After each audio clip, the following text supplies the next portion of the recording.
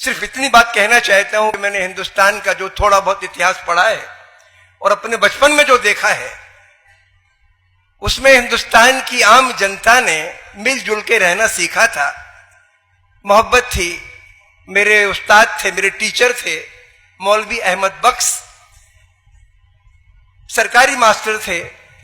जब मेरी बहन बीमार पड़ी, मैं कक्षा 4 में पढ़ता था और मैं स्कूल गया, तो मैंने कहा, उसकी मेरी बहन को बड़ी चेचक निकल आई थी, आंखें बंद हो गई थी, ऊपर टोपे पे बड़े बड़े फोले थे, जीप पर थे, पानी कई दिन से पिया नहीं था। मेरे पिताजी ने उसकी नब्ज देखी तो बोले दोपहर तक मर जाएगी।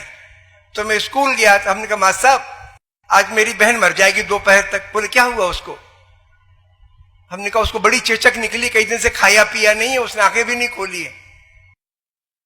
मौलवी साहब ने, अकेले मास्टर थे स्कूल में, 70 बच्चे थे, 5 कक्षाएं थी, 5वीं कक्षा के बच्चों से कह गए कि छोटे बच्चों को इमला और सवाल दे दो, कराओ, मैं अभी आता हूं। मेरे घर उसके पहले कभी नहीं आए थे। उस दिन एक लोटे में पानी लिया, रास्ते में नीम का एक पेड़ था, उसके कुछ पत्ते तोड़े, घर आए। मैं अपनी माँ को बाई कहता था, तो उन्हें दरवाजे पे आवाज लगाई बाई, तो मेरी माँ गई और उनके पांव छुए। हमारे यहाँ रिवाज है, टीचर के को उस्ताद गुरु मानते। मेरी माँ ने उनके पांव छुए और रो पड़ी। बोली आज माँ साहब मेरी माँ बेटी मर रही है। बोली कहाँ है बेटी? उन्होंने कहा वो पड़ी है।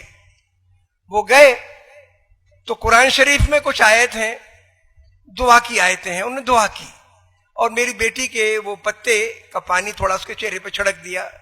उसने थोड़ी सी आंखें हल्की सी मिलकाई और वो चले आए।